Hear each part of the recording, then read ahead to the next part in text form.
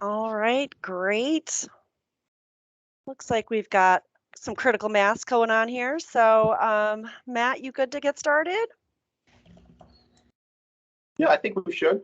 Sure. Perfect. I see the recording has started, but I just want to give a big thank you to you all for spending your lunchtime with us. I'm Sue Osman. I'm the Associate Director of Space Planning at Alnylam, and my counterpart here is Matt Slowick, who is the Manager, Space Planning and Facilities Management at Vertex. I want to first start out with saying another big thank you to Marissa Fava from Human Scale and Denise PA, who couldn't join us today from STV. Those two were very instrumental in helping Matt and I get this organized and get our first official event kicked off for our group CREALS. So thank you to them.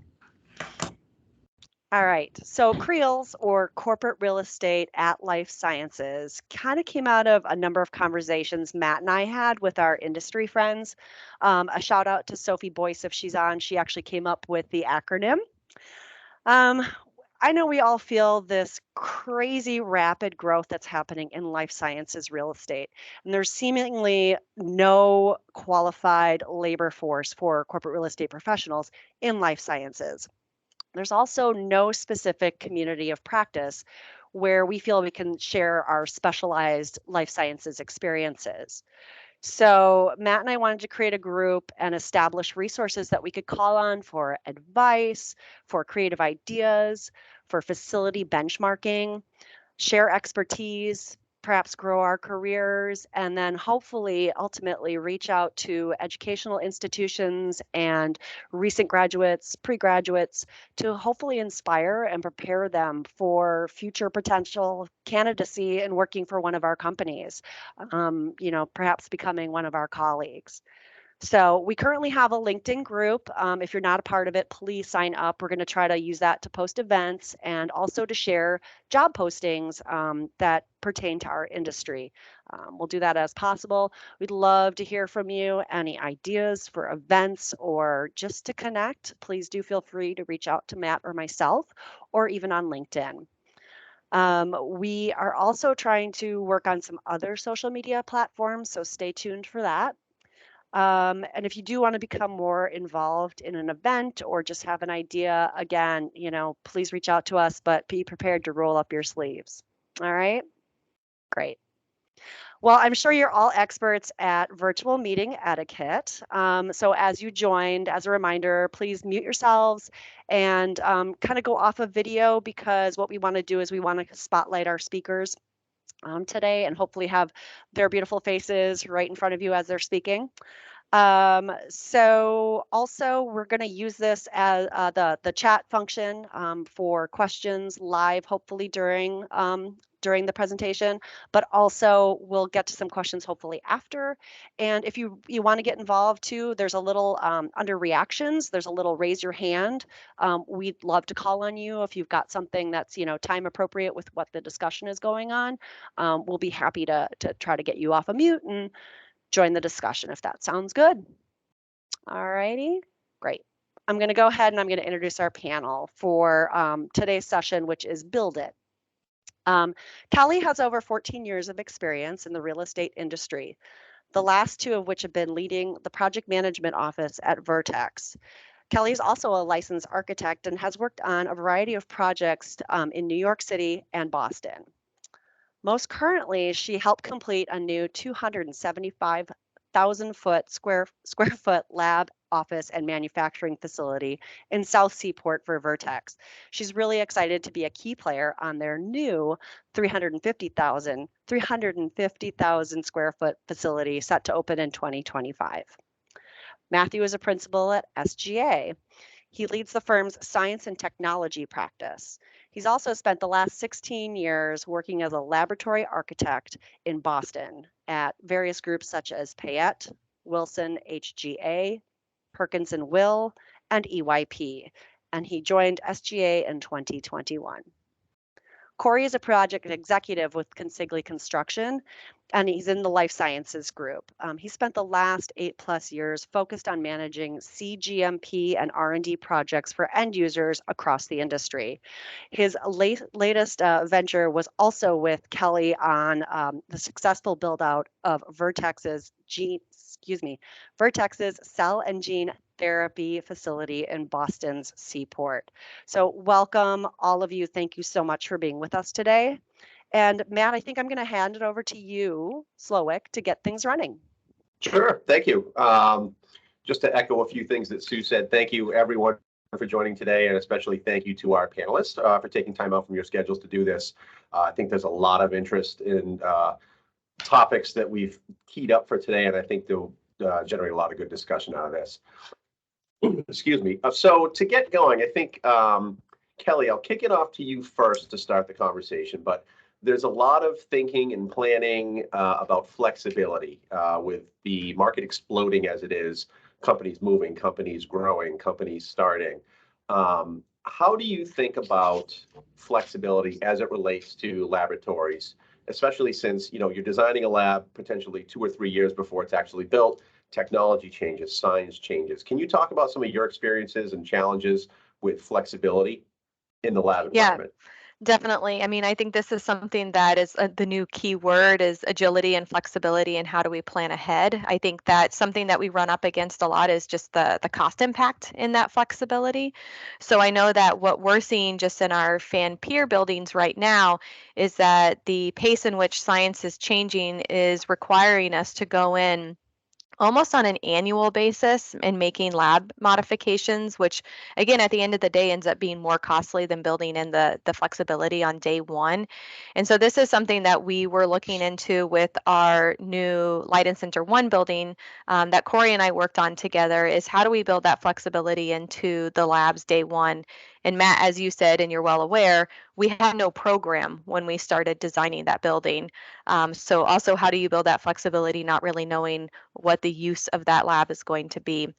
And so for us, that had a lot to do with, bringing in centralized lab gases.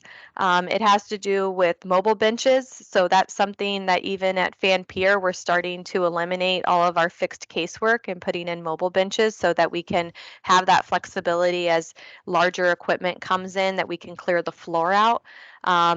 And I think that more importantly, and Corey can probably speak to this more, it's in a GMP facility, it's also separating out those utilities, which was a big lesson learned for us with our recently completed building, and something we'll be talking about in the new building. Because again, as the science is changing, utilities are changing, needs are changing, it requires shutdowns of occupied spaces. And so again, kind of on the owner side, is we're having to work with our facilities teams on doing those shutdowns and making these changes and understanding what the impact is to fully functioning labs at the same time. So I think all of that is to say that, at the end of the day, it may be worth the money on the front end to bring in more power, more utilities to allow for maximum flexibility versus going in year after year and making those changes. So Corey, I don't know if you want to add to that. The word that I had not known previously but learned when I came onto Vertex was fungibility. I almost said fungibility, but it's just like a word I never want to hear again. So I learned what fungibility was, and I think that honestly it made a tremendous impact during construction, and then obviously a lot of benefits after the turnover and the actual use of the space. And basically, to simplify it, what we did was future-proof different areas of the building, both in the lab and manufacturing space, to minimize any changes later on. So, obviously there's the evaluation on whether or not the capital expenditure can take it for the initial project budgets. And you weigh that against operational budgets. What are your future budgets going to look like? And does it make sense from a cost standpoint, a timing and schedule standpoint to implement it day one, as Kelly had said? And I think in that situation, without going too much into the details, like it proved that it worked, right? There was one science that was pivoted to that, was exploding for you guys. And the push was to move that particular science and advance it faster, and having those utilities in place allowed Vertex to do that without having to hit the timeout button and say we got to rip open all this new space that we just finished in order to get these different utilities into the spaces in order to do the work that needed to be done. Yeah, absolutely. And that's something that even Matt and I are dealing with. And I even see Liz from Vertex on here, and she's living it daily right now. Right. But we've even had groups, new groups come into the building that were never even planned, that Corey, you're not even aware of probably. And I think that that's really a test to the flexibility that we've tried to build into the facility. And I think, again, there are lessons learned, but we're having to do far less than I think we would have had to do if we were to build it similar to, say, our fan peer labs. Yeah, and actually, that's very good talking points. I want to pivot to Matthew, because Matthew, you mentioned in one of our discussions that you're designing a lot of labs on spec, and so how do you, without having an end user yet, how do you think about flexibility when you're designing labs? I mean, that's got to be a much different animal. Yeah, how indeed, besides being up all night worrying about it. It's, for me, the word I use, I feel like we're all picking words here and they all mean almost the same thing. I talk about adaptability. I encourage my clients to realize we're never going to build a space that's perfect for a user you've never met yet. You could try to put every single thing ever in, and you'd still miss something that they need. So the question is, how can you make it the least painful to change it? And when I hear you talk about fungibility, which I interpret as like changeability, like how much can you change it?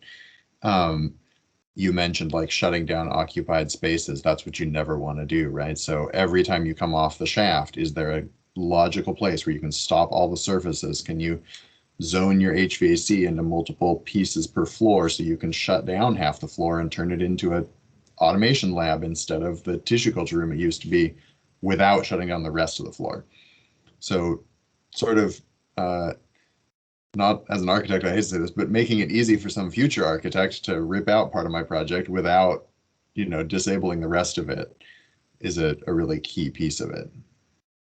Yeah, and Matt, I think another good thing with what you're saying is not the solution to this problem in maintaining flexibility is not always a really expensive thing to construct, right? It could be something as simple as, additional floor drains, or like you're saying, coming out of a shaft and just having, an isolation valve to tie into future, or pushing, a lot of work outside of the actual labs, right? And just being mindful of the, adjacent spaces, like the end users and the business managers of particular companies, probably do have the foresight to see, 3, 4, 5 years down the road where the business is going, and may be able to help plan around those things, knowing that, hey, this lab may only be in place for 2 years to get us over this hump for while we continue to scale up. And then we know that the lab next door is going to be converted to something else. So let's try and figure out how we can solve for those future issues now. And like I said, it doesn't always have to be an expensive solution. Mm-hmm. Right. And your call has been forwarded to an automatic. Kelly, you first.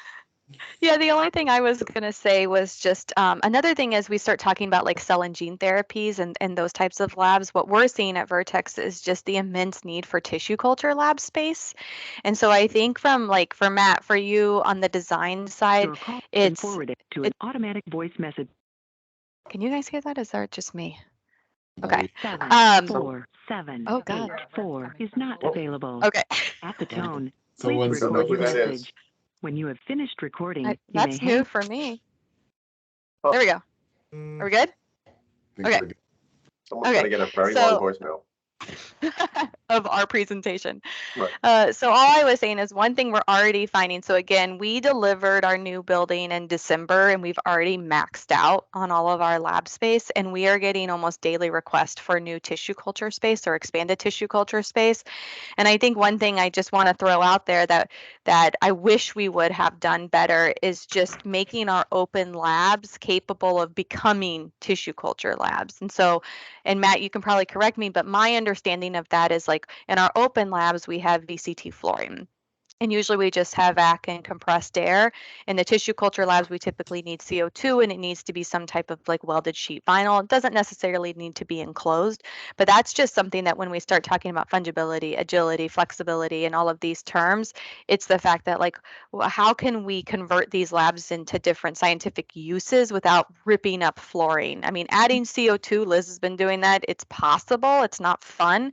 But when we start talking about like flooring, it's like, what does that mean for us so that we could do tissue culture work in our open lab without having to do like a lot more work? Yeah, I think it's really important early on in the project to identify the things that would be a huge pain to change, and maybe you max out those. Sometimes I tell people max out all the services in the shaft, even if you don't know that you're going to need them all, and then you can take it off on any floor and without disrupting other floors. I think your flooring is a great example. You could splurge, do welded flooring through your whole space. And then you know you don't have to rip off floors. You just drop a partition on top of it if you have to, and you can take it off later. It's not a big deal. And maybe you loop all your gases through the open lab, even if you don't need them yet. You do the distribution, but not all the branches, not all the disconnects. You just valve it in a few places. And I think this is obvious from what we're saying, but despite the fact that we don't have any engineers on this panel, the MEP is a huge driver of this. And as an architect and a client and a builder, we spend so much of our time thinking about the engineering systems and the strategic direction of them. That's one of the big changes to this space type, or of this space type versus a lot of others. And with a lot of people moving into the lab world, it can be a surprise to them to the extent that it's not just the stuff above the ceiling you don't have to think about. It's like the strategic direction of your building is on the HVAC sheets. Yeah, so what I'm hearing you say is having engineering at the table almost from day one is a critical part of having a successful design, because they can help inform some of those decisions to build in that fungibility, like you talked about, like putting the systems in the shaft or above the ceiling or looping them so that they're there even if you don't need them day one. Right. It's very much not a thing where we come up with a beautiful design that we all love and then hand it over to them at the last minute to make it work. It's the guts of the machine. It's how it works. And making sure it's sized for expansion. I think that that's something we're also looking into. Like, again, this is less on our new building and more on our existing infrastructure where we're trying to expand lab use. I think in this world of flexible workplace, you're seeing less people sitting at their desks, but you're seeing an increase of lab usage. So we're starting to have internal conversations of converting office to lab. And our biggest roadblock in that is getting enough airflow on those floors with that expansion. And so I think when we're talking about the engineering of these spaces, just understanding like how can you build out and support that expansion for future use, especially in office areas. Yeah. And this Kelly, gets... two things. Oh, Sorry, sorry. Corey. Go ahead, Corey. Yeah, so Kelly, two things I think that you guys, the design in the cell and gene therapy space, that two things, kind of opposite sides of the spectrum that you guys did really well was there was centralized storage to be able to maximize lab footprints, right? And obviously you guys have the benefit of, warehouse storage down the street, but minimizing how much, we go through a lot of these facilities, right? And there's a lot of clutter, right? Different things from operational use in the labs to maintenance and facilities usage of storage of filters and stuff. Like there, we were able to maximize the actual lab footprint by minimizing the amount of storage space, which I thought was great. The other thing that I thought was really smart is, as impatient as people can be to build out the space, we left shell spaces within the existing facility for future build out, right? Why rush to fit out the entire footprint of the building if we don't know what we need yet, right? And I think there's a lot of pressures on owners and owners reps to do that. Like if we have, it's like white space. If you have white space, you got to fill it, right? It's the same thing in design and construction, but there's what I would call a tactical pause to say, hey, listen, we have this design for this space, but it's not smart for us to build it right now. So let's get the central utilities to a local area within that space, and then we'll build it out when we know what we need and what the equipment is and all that. Obviously, you can't do that wholesale across the whole building, but strategically, if you can find spaces that don't need to be built out for day one and give you that flexibility, I think that was a terrific attribute to that building. And it ended up changing, right? We were going to fit out office space, and we said, nope, let's hold, and it ended up becoming lab space. So Yeah. Originally, we weren't planning to build a whole floor, which is very funny to think back at. Yeah. So that kind of tees up an interesting pivot. Is we've been talking about designing for new, but what happens if you want to renovate a building? Either it's an existing, Kelly, like you mentioned, office to lab. There's very few lab to office. But what about a whole building, especially with the market the way it is? I mean, Matthew, you kind of touched on, okay, let's say a building was built in the 1970s. You want to convert it to a modern lab. What are some of the things, again, keeping flexibility in mind, but what are some of the things you can think about and plan for? And then how do you address the challenge of the things that you didn't plan for in that scenario? Yeah. And Corey, I'm sure you have some good feedback on that as well. Yeah, this is exactly what I was thinking when I was listening to Kelly talk about this. And we are converting so many office buildings, many in downtown Boston, which is a thing I never thought I would see. And the challenge is all around the air and the utility loads. And it's not just, we've got to go buy a bunch more air handlers, but let's say you do, where do you put them? The city doesn't usually like to see a whole new penthouse on top of a building in the financial district, especially if it's got neighbors who had a view that they didn't really want to lose. And then you have to drive them down through the building. And a lot of these buildings, we're converting the bottom of the building, not the top, because the chemical quantities are greater down low. So you keep the top as office. So you have to punch through existing tenants if you want a new shaft. And then you're in a floor-to-floor height that wasn't designed for labs. So all these factors add up to really motivate you to not use any more air than you need, which is great. I think in a new construction building, we've all seen the flyers the brokers hand out that say, look for 2 CFM a square foot, which we can go down this road, I think is way more than you ever need. But if you're like, there are places where we're like, okay, code, like we need 6 air changes. We're going to get that. That's about 1 CFM per square foot. We're going to get you like one with a little margin of safety in case someone shows up with a ton of fume hoods or a vivarium or something. We've done a bunch of them where we upgrade the elevator controls so that we can take one elevator out and use the shaft for HVAC. But I think, we talk a lot about how we solve those problems, but the really interesting thing is most of these are spec. We have no idea who's moving in.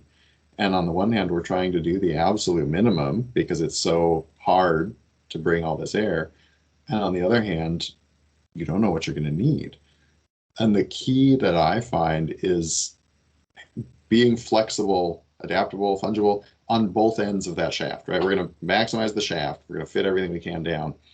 But let's say you design the penthouse not with 2 giant air handlers, but 7 little ones that are manifolded, and you only put in 4 on day 1. And if someone comes in with a chemistry lab, you can add those ones later. And you do the same with your cooling, and you do the same with your compressors and your filters for vacuum, everything else.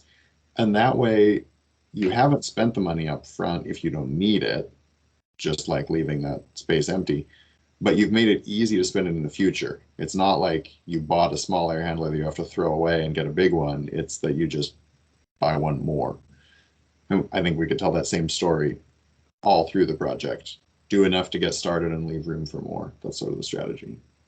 Matt, can you speak to ceiling heights? Because that's just something that I know we talk a lot about in existing buildings. Like Corey and I were able to do, 15-foot floor to floors because it's a new building, but you don't have that in other buildings. And right now, when we're talking about workforce retention and competing with other companies, we want to have a nice, light, and inviting, space for scientists to work in. But when you only have, 8-foot ceilings, that's tough. So can you just speak to how you guys are resolving that? Yeah, it's part of it, I'll throw my own profession under the bus a little bit and say, we have to really roll up our sleeves and work with the engineers in detail. The architect has to love and know every duct and pipe, and the engineers have to be on board for that level of interaction from the architect, which is also not always fun for them. Because if you ever put your head above the ceiling in a lab building, there's a ton there, but like by volume, it's still mostly empty space. And the tighter you cram it, no ceiling is ever like 100% full of stuff, right? But the closer you get, the more ceiling height you can get. And making it a dense use of that 3D volume while still being maintainable and changeable and fungible, that's a hard design problem. It requires a lot of design team brainpower and time, which is not always plentiful in these schedules. So that's one answer. Just do your design better, design team. The other answer is being strategic at a higher level. Like if you say, okay, we're going to put open labs against the facade, and that's where we care about height. You can do an open lab with almost nothing up there. You have to have supply air somehow out by the perimeter, and you have to pick up your return. You could pick up the return in the tissue culture rooms and cascade the air if you wanted, unless you have a contamination issue. But the point is, you could have almost entirely open ceiling to structure above your lab if you get really clever about your MEP. Just have little branches of cable trays and plumbing, which are small. So I've done in a 10-foot floor to floor with a concrete waffle slab, a stem cell laboratory. And we left that open, and we got, so that's bottom of slab is like 9'6". We did pendant lights with uplighting. They're not high, but it feels very nice. And then the support rooms in towards the core have 8-foot ceilings, and it is jam-packed in there. And it's, it's a project, I guess, is the point, but it's entirely possible if you're deliberate about it to make a space that's very beautiful. I envy you the 15-foot floor to floor, and I will take it any day. That's an easier design problem, but it's definitely possible in the other spaces. Yeah. We Corey, still found out a way to make everything tight with 15-foot floor to depth. Oh, I'm sure. The design I would walk expands around with space. a tape and yell at Corey when I got anything lower than 9. Yeah. Just to kind of piggyback on some of that. So, in terms of like overheads, right? And again, it depends. A lot of it depends on an occupied renovation.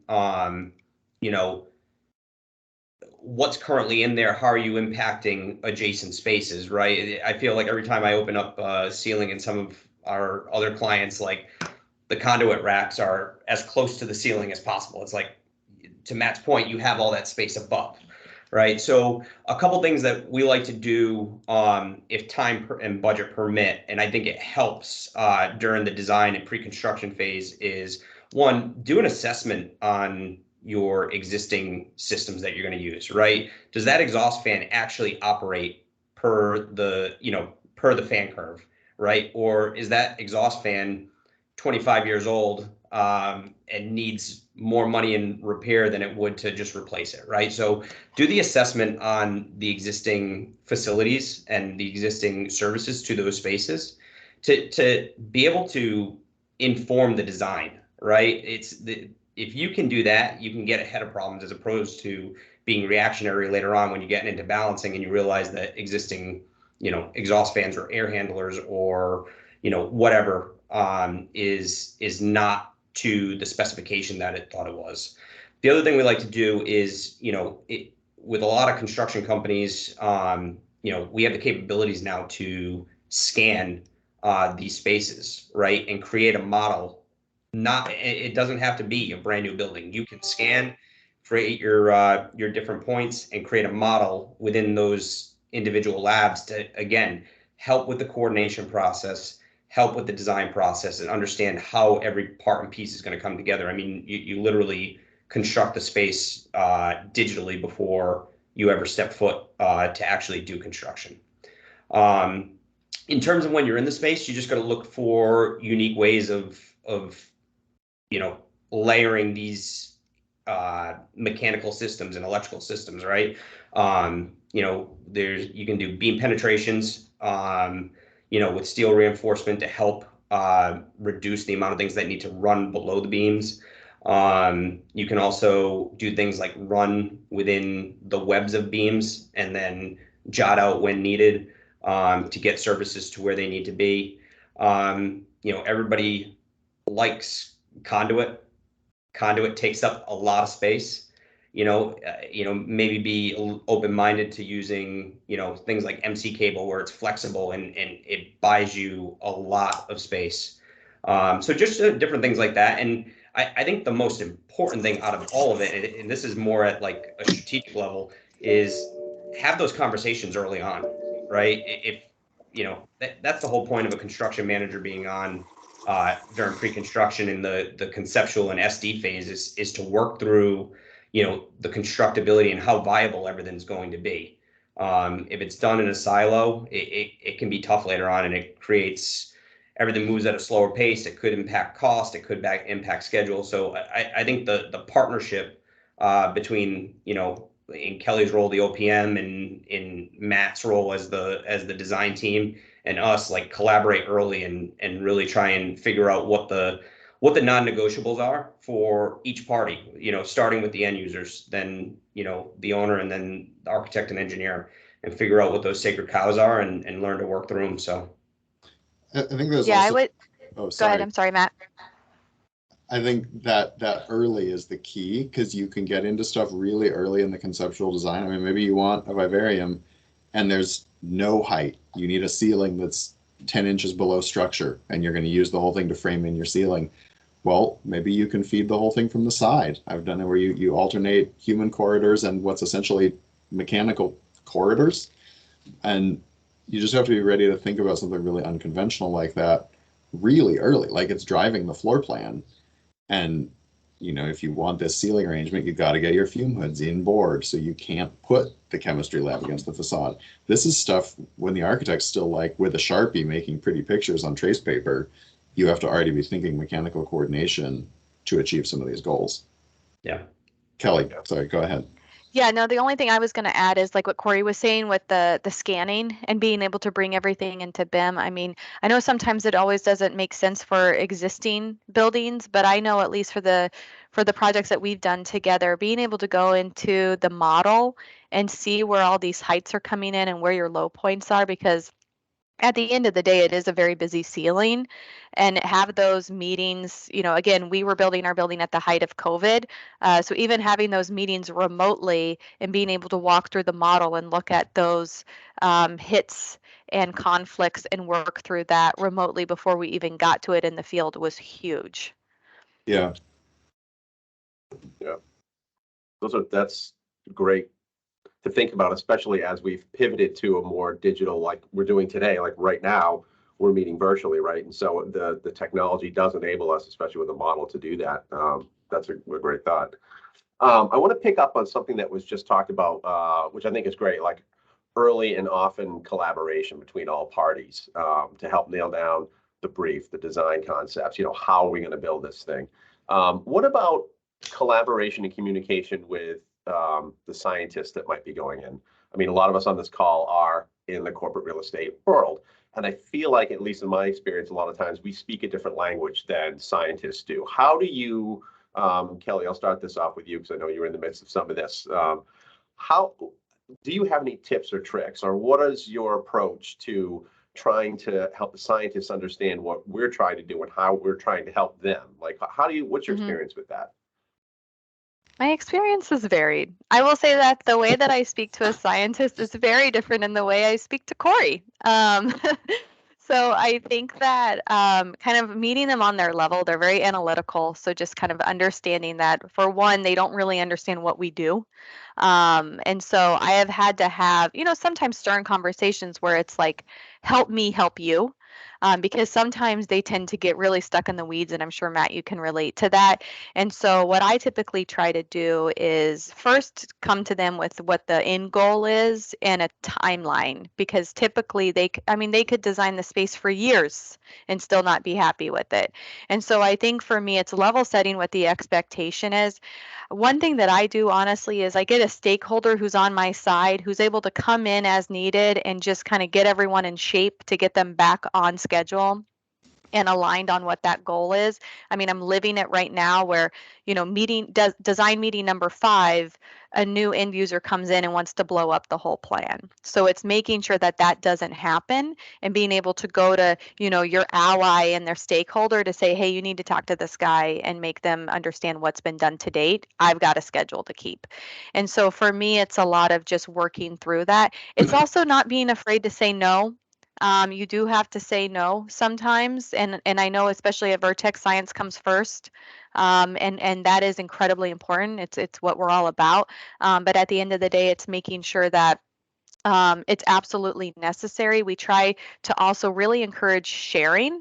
I know that's not a good word sometimes between scientists, but trying to get them to share resources, share spaces, share equipment, and see if there's sometimes ways that we can increase efficiency. Because, again, at the end of the day, I could give them 6,000 square feet. They're going to want all of it, even though maybe they could fit in 4,000 square feet. And so it's just trying to create those efficiencies. And even, there's the 5S's as part of kind of the lean program. We're starting to work with our operations team on how do we implement those 5S's to ensure that, the scientists really are using the space as efficiently as possible. And so that when we work with them on expansion, that it's right sized, as I typically say. Yeah. Yeah, this I is. think, go ahead, You want to Matt. go first, Corey? No. Sure. Go. This is where I think there's so much. I mean, this is like my whole career is just talking to scientists, and it's I will say it's like couples therapy. Saying it in the best way. I think therapy is great. Everyone should have therapy, but like as scientists and architects, definitely, it's therapy. And you go to them, and they always have a reason, usually a really strong emotional reason behind the things they're asking for. And it's really important to respect that it comes out of experience that they have lived. And so when they say, I need my own fume hood, I cannot share, what it means is I tried sharing once and something horrible happened. And so I have to be like, I hear you. I hear that you want your own fume hood. I hear that once you shared and your work was ruined and you lost 6 months. So here's how we could talk about sharing without having that. You have to find a solution. And like, I hear that you need 5,000 square feet, 3,000 of which is storage, even though all your peers have their storage offsite. Because once you tried offsite and it was a 6-month lead time to get your boxes back. So we can guarantee that you'll get it within 24 hours. Now, and like, but you have to start by listening, right? This is the therapy portion of the talk, is like, listen and show them that you listen. And I try to do it deliberately. They can ask for anything they want, and the first time I come back, I will draw what they asked for and say, you're in a safe relationship here. I hear you. I have drawn the thing you want. Now we have some ideas that I will share, and if you feel comfortable with it. And it takes time. And, Kelly, that's the difficulty, right? I've spent the first 3 meetings now just listening and showing them things that we know we don't want to do. But I find opening that communication channel, building that trust, then gets you a group who is on your side and will defend the process to the new person who shows up halfway through. And when I walk in and say, oh, could you two share a lab? They don't say, oh, another architect who doesn't listen to anything we say. They say, oh, Matthew, I can see why you would think that, but totally no, here's the reason. And it doesn't, kill that trust right off the bat. So it's, and then there's all the bits of getting the equipment information and figuring out how many lineal feet they actually need and that kind of stuff. But building the relationship is such a huge part of this, because we are from those very different fields, and it's a lot of work. The equipment information is huge. I just want to add that point really quick, because and that lies on the owner, truthfully. And that's something that we are trying to do a better job on internally. It's so true though. And I see it because, our own instrumentation team, we can inventory and we can provide an equipment list, but I just provided one this weekend, all the amperage is missing on the equipment.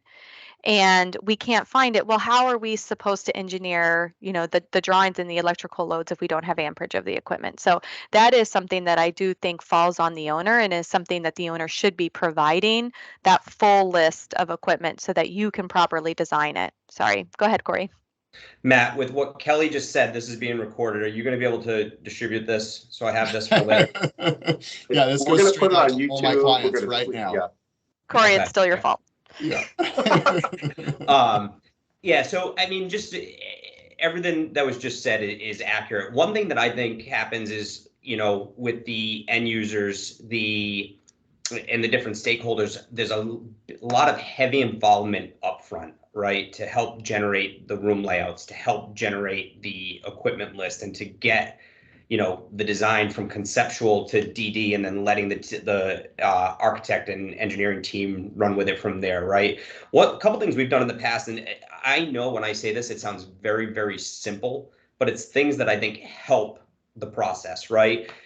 At an SD or a DD phase, it's very easy to get the end user, if you're going to fit out 5,000 square feet, right? You could put like tape on a floor, tape outside, and walk them through on a scale of what that layout's going to be. Because some folks, what I've learned is some folks, they have trouble visualizing what the space is going to look like in 2D, Yep. right? So being able to, as simple as spending $20 on blue painter's tape and putting it on a floor to walk them through the space and see and do what they're going to eventually have at the end of that project, I think is very, very beneficial. I also think on our end, on the construction end, Matt, I also think there's a transfer of custodial duties from end users with the architect to the construction manager at some point during the job, right? We talk a lot about flexibility, but flexibility can mean different things, right? Can flexibility mean, implementing stuff now while walls are open during construction, as opposed to the end user walking into the lab space once everything board is up, tape, painted, ceilings, floors, and saying, well, I need additional electrical outlets here. Like if we can bring them in during the rough stage, right, instead of that gap of time between, developing the equipment list and turning the space over, try and get some of those, those known unknown changes into effect then, right? It minimizes cost and schedule and quality impacts. It's really beneficial to keep that area manager or that stakeholder or end user engaged throughout the process, and it makes them feel like they're more part of the team, right? So it's like they're part of the design process, they're part of the construction process, and there's more accountability and ownership when you go to turn the space over, as opposed to, hey, 2 years ago we agreed on this layout, and now I'm walking into the space and I'm unhappy with it, right? So I just think that simple things like that can go a really long way. And again, it may not be flexibility for future use, but it definitely will impact the turnover of that space to that end user to go operational in it. Yeah. And then I think it also falls on the project manager to also be able to communicate when pencils are down too, so that at the end of the day you can just get your work done. Because I know we run into that a lot as well. Yeah. Yeah, part of all those, those are talking about the end of the design phase, but in some ways, I spent a lot of work in the beginning of the design phase trying to convey to the scientists how wide open it actually is, because they don't know what's possible. And, I was, one of the most recent walkthroughs I did, I was walking through an existing lab trying to understand what they need. And I was like, okay, cool. How many biosafety cabinets do you need for the workflow you just described? And they were like, well, as many as I could possibly get. And I was like, all right, I need a real number. And they were like, can I have 2? I was like, yes, you can have 2. What do you have now? And they were like, I have part-time in a 4-foot wide one down the hall. I'm like, yeah, we can get you some biosafety cabinets. That's fine. How many, as many as I could possibly have is 2. And I'm like, okay, I feel like you're an abused puppy I need to take care of here. But, they have no idea whether they're asking for the moon or something really easy. And it's our job to kind of show them where the fences are. And it's deceiving because they're usually so much smarter than I am and so expert in their field. And then they'll say something like, well, I'd love if these tissue culture rooms were combined, but this wall's probably load bearing, right? And I'm like, we're in a steel building. There's no load bearing wall. What? No, you can have any walls you want, no walls. And you just have to kind of show them the boundaries and then help them actually think about. And that's why I find it so helpful to start with, don't even tell me what you think you need. Tell me what you do, how you do it. Let's identify the places where you're doing something tortured that architecture could help you with, and then we'll go from there. Yeah, it's Well, that interesting goes too back to because your the point about. sorry, Sorry, Matt. Corey. One second. It's also interesting too because I feel like it depends on the client as well, right? We have, if you think of like, you know, smaller startups, incubator space, right? From a resource standpoint, those groups can do more with less, right? When you start to get to, you know, some of the, you know, larger biopharma companies, you know, the science is very deliberate, the needs are very deliberate. There's little deviation from, you know, like even things as particular as very specific fume hood makes and manufacturers, right? Makes and models. You know, so just understanding your client too, and what, you know, what can we do with the resources that we have, and trying to educate the folks on it. Like, you know, again, we see a wide gamut of different labs where some of these folks may have just been in the same lab for the last 10 years and they're getting the first opportunity to scale up to something different, and it's a new space, and they're not going to get that, you know, opportunity maybe even again, right? This might be their one time to design a lab the exact way they want it. So Matt, I think your point is well taken. Like, explain to us what, you know, what you do, and what your productivity is, what your output is, and how we're trying to scale, as opposed to the particulars of I need 3 fume hoods, right? We don't know if we need 3 fume hoods yet. Let's figure out what you do. Yep. And the only thing I'll add is, like we were talking about earlier, I think sometimes it's hard for them to conceptualize space. And so, you know, taking them to a similar square footage area and saying, okay, this lab is 3,000 square feet. This is about what you're going to be getting. And usually when we do that, they're like, oh, this is huge. And so I don't think they quite realize how much space they're getting, because plans look small. They're always going to look small, especially as you start populating equipment. And so I think it's important to be able to show them the space that they're going to be occupying. And then the only thing I was going to add too is just EH&S involvement. That's something that we, you know, do as soon as, you know, we get our first round of drawings, because a lot of times the end users will have something in mind, and then EH&S will come back and say, well, you can't do that. And so being able to make sure that we do that early on, so that we're not blowing up, you know, the set at DD. We're only, you know, taking a look at it when we're, you know, programmatic phase. Yeah, those all good points. Yeah. It's 10 minutes of one. I would love to spend the last few minutes here talking about something different, which is what's new, what's upcoming, what's the hot new sexy thing in lab design. I mean, a lot of labs I've seen sort of look more or less the same. I mean, we talked about mobile benches. I think it's a great idea. What do you three have experience with, you know, recently or coming up that might be unexpected or different, or, you know, something that we haven't seen before? Is there anything you can think of off the top of your heads? I mean, I find that we're building all these, people have this picture of labs, which they usually mean biopharma research labs, which is a very narrow slice of labs, but it's a bunch of benches and a bunch of tissue culture rooms, and sometimes something special in the corner.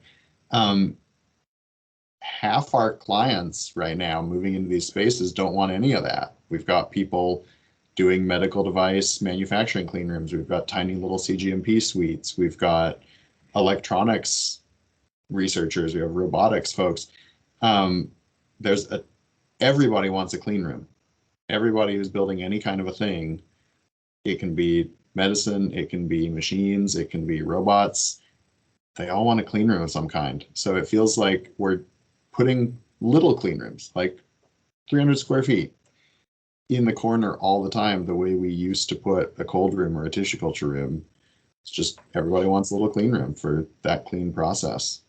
And increasingly, in a sort of buzzword surprise to no one, people want a little fabrication shop with some tools and a 3D printer. And, you know, we're going after a group that 3D prints scaffolds for bones, and a low yield medical device company 3D prints some of their parts. And they're like completely different businesses doing completely different things. They both need a 3D print room and a clean room. So that's a big change. Yeah, I think in the clean rooms too, I mean, this has been going on for a few years now, but a lot of single-use, disposable type, consumables, right? As opposed, there's still clients out there that have, the big stainless steel vessels that, that's their science. But I think with a lot of the, companies are trying to make equipment smaller. They're trying to have more single use. You see that, with the sciences, a lot of the, therapeutics and treatments that are being put out are individualized almost, right? So you're seeing a trend where, it's less of like just big pharmaceutical manufacturing, pumping out, 1 million pills a day, right? Sure. It's the biologics, industry is becoming more and more individualized. So that's definitely one thing. On the construction side, one thing that we're definitely seeing is, modular systems, and everybody will have a different opinion of, we talk about flexibility. Some of the modular systems, they sound great. They're not as easy to maneuver or work with after a turnover. But even, I think of modular clean rooms. I think about, the different modular and prefabricated mechanical rooms. Again, trying to maximize floor plans for science. Let's not waste space on mechanical rooms. Let's push your, air compressors or, nitrogen generator up into, if you can't fit in the penthouse, some type of modular system with an air handler, right? And maximize space, use roof space. At Vertex, we use garage space for some of our items. Push it out of the floor plans to maximize the footprint of the labs. So modular is definitely, something big in construction right now as well as prefabrication. You stole mine. That's Sorry. exactly what I was going to say. But that's something that we're looking at, just to increase that flexibility, knowing that like we need a clean room environment just for a couple of years, and so not wanting to fabricate that in our space. Like we are looking at prefabricated clean rooms that we could possibly bring in just for that couple of years, and then be able to turn over that space quickly into something else. Or even looking at, Corey, like the isolators, so being able to give maybe our ballrooms a little bit more flexibility as well. So that's something that we're looking at. I mean, for me, it's really what Matt had talked about. It's bringing all of the utilities to the floor, and maybe just, ending them at a shaft, and having your disconnects there, so that then you can expand as needed, because eventually the need will come. And then again, separating that out from your other spaces so that you can do those shutdowns easily, quickly, effectively. Because at the end of the day, you don't want to slow up the science, but you need to be able to, again, be flexible and be able to make those changes quickly and at the most cost-effective way. There's there's another point, Matt, that you sort of hinted at where you said labs look pretty much the same. We are getting requests for them not to, right? People are trying to hire bright people in a very competitive market. And for a long time, the high-end companies in the office space offer really cool offices. Everyone knows what a Google office looks like, right? And that was sort of the start of it. But what does a lab look like? You can't have beanbag chairs, so what do you do? And how do you make it look like a lab that belongs to your company, that is clearly the same brand as your office space? So increasingly, and this is the pitch we make in our project interviews, it's me and our head of interior design, and we come in and we say, look, we designed this together. We don't think of people space and lab. That's a dichotomy I hear, and I hate it, because scientists are people too. I'm related to some, I promise they are.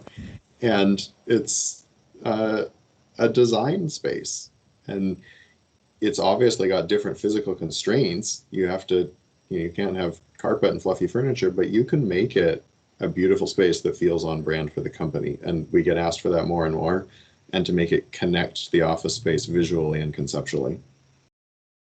Yeah, that's one thing we definitely focused on. Our architect at our new building was Tria, and for us, it was really about views. So, we used, demountable wall systems. We have glass between the labs, people being able to connect with each other, even though they're not maybe in the same room, and then, making sure that we've got a lot of light coming in and then views out. And I think that we were really successful in that. Yeah, those are exactly the touch points we aim for too. So perfect. Right.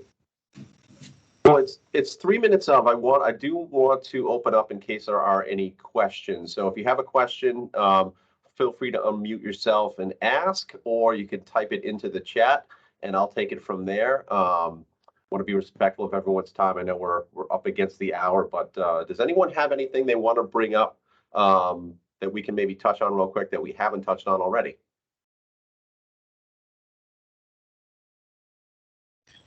While people think about that and maybe type, a quick point I want to make, there's a bit of a game of telephone early in the planning of a project a lot. You'll get a lab manager who goes to a scientist and says, how big is your lab? And the scientist's like, I don't know, 5,000 square feet. And that goes up the chains, people pad it, people change the label, whatever. Someday I get a space program handed to me, and it's been like 10 people removed from the person actually sitting at the bench. And for all good reasons, I don't throw anyone under the bus for that process. Everyone's done the right thing. But it's important to sort of circle all the way back and say, okay, maybe your current lab is really inefficiently laid out. You only need 3,000 square feet if it's laid out the right way. What's your real metric? You need 20 benches, 3 fume hoods, and a space for this equipment. So picking a new metric like equivalent linear feet is often a good sanity check to circle back. And the same as the air conversation we had, like, don't take as gospel all these concept documents you've given. Go right back and like sanity check before you're off and running, which is hard because we're off and running so hard a lot of this time. No, that's a good point. Thank you, Matthew. So Jane has a comment in the chat. Any comments on construction types and impacts on control areas for office to lab conversions? Yes. And I can stay after the hour. I'll talk about this quickly first. We have looked at non-rated construction like a fully wood mill building in Seaport for conversion, and it's possible but hard. Obviously, it's really nice if your floors are already 2-hour rated and you can just make each floor its own control area. There are other strategies, and the easy one is if your structure isn't rated, you just stack rated rooms up one side. You only fire rate one bay, make a control room on each floor that's your storage room, and then you just have light chemical use out on the floor so that the whole rest of the building is one area. So there are strategies like that, and anywhere on the gradient in between that you can explore.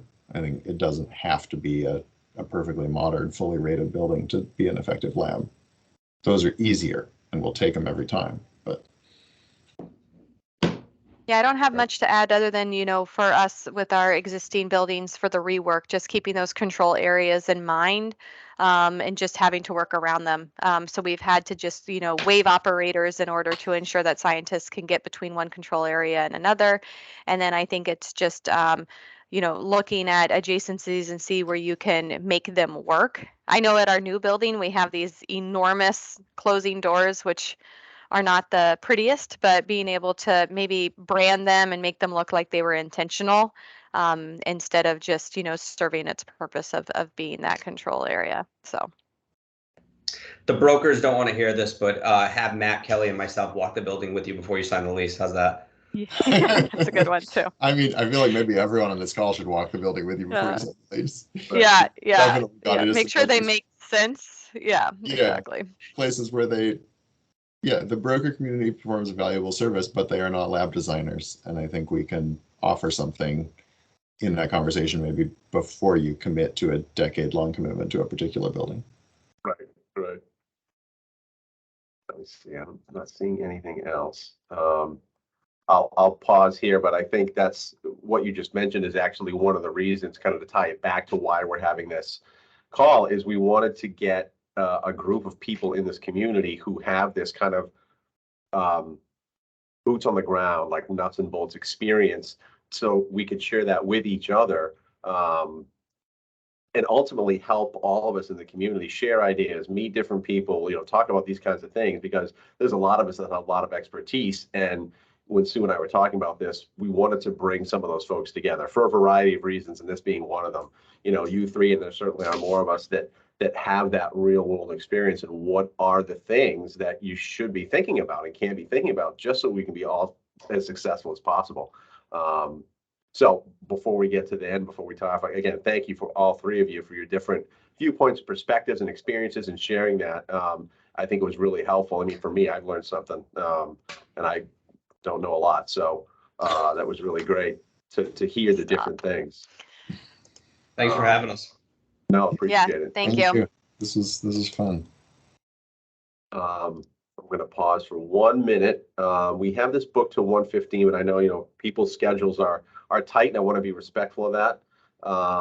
I'll put in another plug. If you want to get in touch with CREALS, and if you want to be a part of this discussion, LinkedIn, reach out to Sue or I or any of our colleagues, and we're happy to loop you in. I'll give a quick plug for our next section is going to be Move It as part of the 3-part series. We haven't scheduled that yet, but we're putting the panel together. It'll be the same type of format, talking about, okay, you've got the lab built. Now you're going to move a lab from, you know, building A to building B. You know, how do you do that? What are the things you need to think about? It's an entirely different science and art than some other things. So, and yes, thank you, Kelly. I want to echo what Eric just said. EHS also has to be a partner at the table, especially as we go into the Move It category next time. So, Sue, I'll turn it back over to you for a moment. Any parting thoughts or anything you want to add? No, I just want to echo your thanks to the panelists. Really appreciate the time, and again, Marissa and Denise for helping Matt and I get organized. Matt, you failed to mention our third part in the series, which is Run It. Yep. So another thought that kind of came to mind as we were having this discussion is, when I hear people say end user, I also think of, yes, the scientists or the folks that are just in the offices, in the, you know, in the building, but also the lab operations folks, right? They're critical to, once you hand off that new space, is it going to make sense for them to run it? Is it efficient for them to do the processes that they need to do to support the scientists? So we'll be working on that third session. And then I've also had some comments for a little bit deeper dive sessions on, you mentioned MEP, and also just architecture and design, and just kind of maybe digging into that a little bit deeper later in the year. So everybody stay tuned. And again, thanks so much for your time. Yes. Yeah, thanks everyone. Really appreciate it. Yeah, thank you for having us. Everybody have a safe and happy 4th of July. Thank you. Thank you. Thank you all. Bye-bye. Bye, guys. Bye.